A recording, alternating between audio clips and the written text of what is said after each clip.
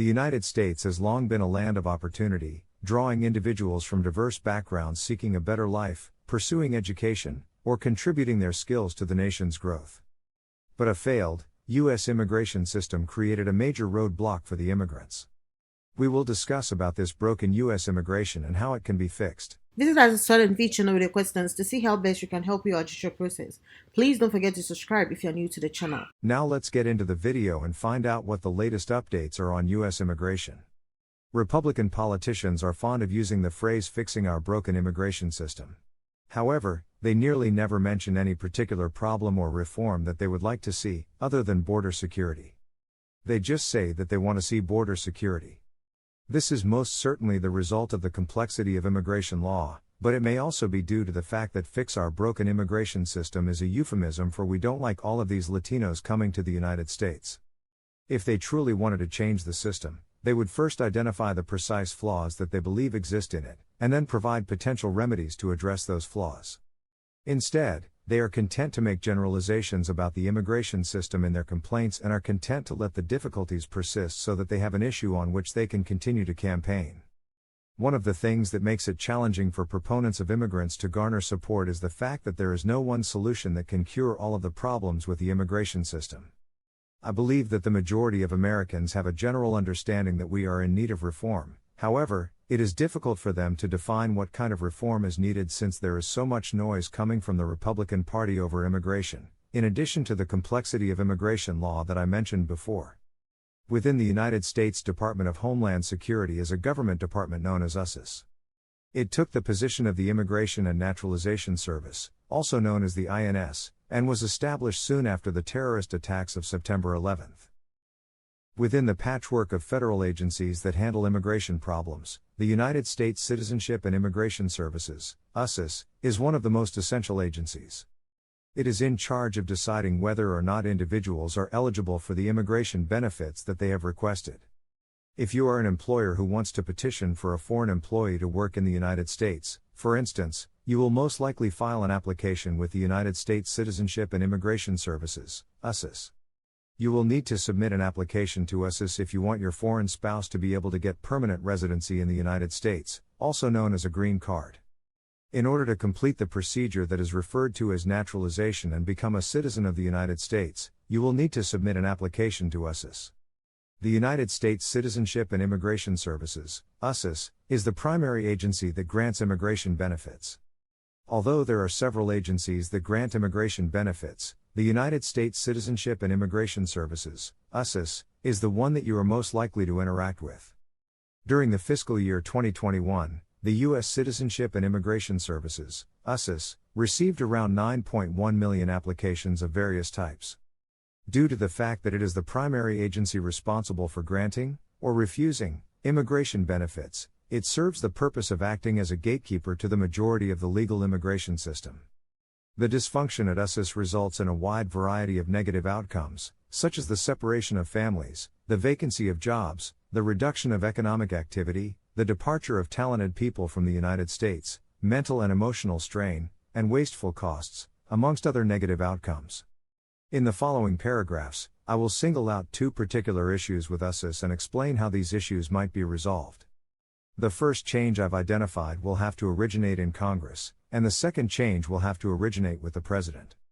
USCIS suffers from a severe lack of funding.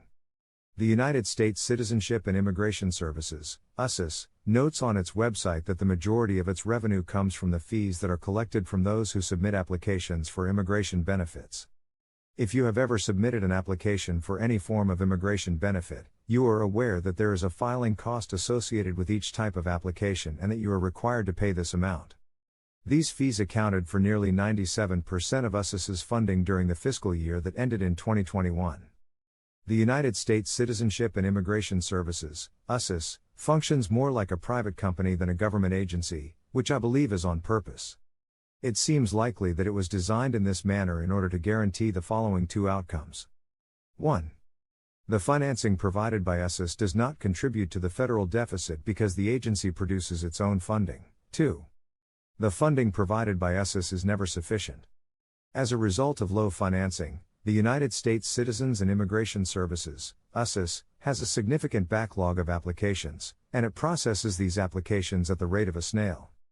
If you have ever had the displeasure of dealing with the United States Citizenship and Immigration Services, USCIS, you are aware that after you submit your application, it is essentially placed in a black box, and there is no way to forecast when it will be accepted. This is due to the fact that the funding mechanism known as fee-for-service gives an incentive for USCIS to accept petitions even though there is no motivation for them to approve them.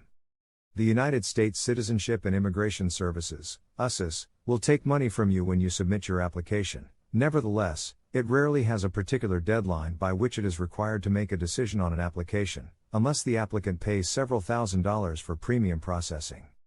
Since 2017, I have been working as an immigration attorney in private practice. During the time that I have spent working in this industry, I have witnessed the processing times at USCIS continue to get slower and slower.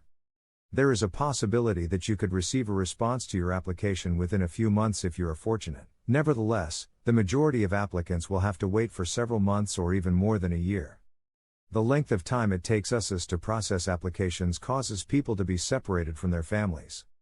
As a consequence of this, businesses are unable to recruit the kinds of employees they would prefer to have. Because of my own first-hand experience, I am able to tell you that this causes a great deal of mental and emotional discomfort for other people. Imagine for a moment how much human suffering we might be able to alleviate if we merely provided enough funding for USCIS. Conservatives utilize the mechanism of funding known as fee-for-service as a weapon in their effort to weaken federal agencies. The most infamous examples of this can be found in the United States Postal Service and the Social Security Administration. A law that was passed by former President Donald Trump and his anti-immigration advisor Stephen Miller in 2020 mandated that the United States Citizenship and Immigration Services, USCIS, would dramatically increase its fees in order to make up for budget deficiencies. In reality, this was a backdoor attempt to make immigration unaffordable and, as a result, unattainable for everyone except the wealthiest individuals. Thankfully, the court stopped this rule from going into force, and the Trump administration abandoned its appeal of the decision, which effectively put an end to the fee increase. I have a strong suspicion that the same strategy will be utilized in order to subvert the legal immigration system in the event that the fee-for-service funding structure of USCIS is not changed and another government led by Republicans is elected to power. The solution is for Congress to fully fund USCIS and acknowledge that a functional immigration system is a public good that benefits all of us. This is the only way for this problem to be solved. The method that USCIS does its business is another significant issue with the agency. Not only is the process of adjudication painfully slow, but it is also murky, arbitrary, and unnecessarily antagonistic. The adjudicators at USCIS often place impediments in the way of petitions that serve no purpose and can only be seen as an attempt to prevent persons from receiving benefits to which they are otherwise entitled.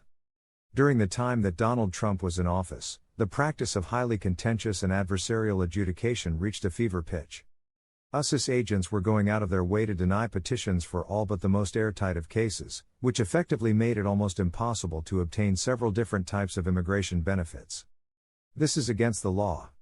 When Congress issued laws setting up the various visa categories, it became the responsibility of the administrative branch to faithfully judge applications and approve those that meet the eligibility conditions that Congress has set. In other words, it is the executive branch's duty to ensure that applicants meet the eligibility requirements that Congress has specified. One of the most egregious illustrations of this practice is the so-called blank space criterion that Trump and Miller put into place. The U.S. Citizenship and Immigration Services, USCIS, started turning down applications if any item on the application form was left blank. This was an evident attempt to make it impossible to obtain asylum, and it was especially directed on individuals who had submitted asylum applications.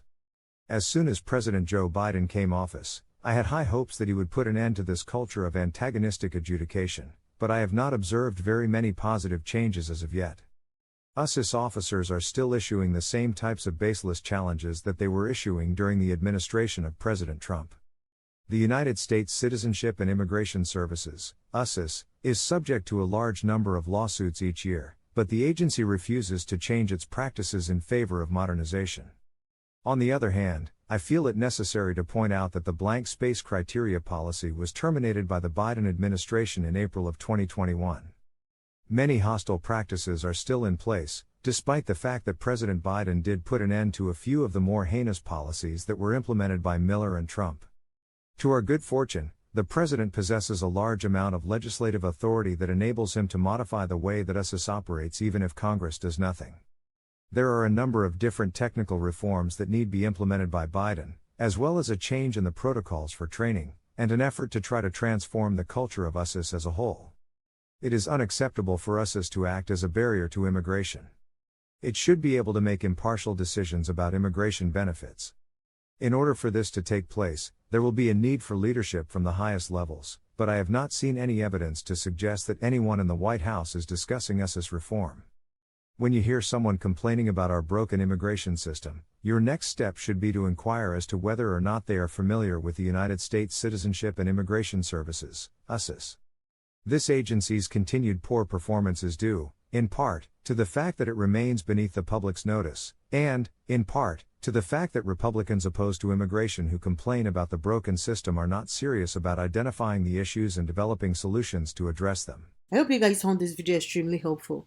If you know anybody that could benefit from this information, definitely make sure to share this video with them. We are all about empowering you with knowledge. So the more people that can benefit from this video, the more people we want watching this video.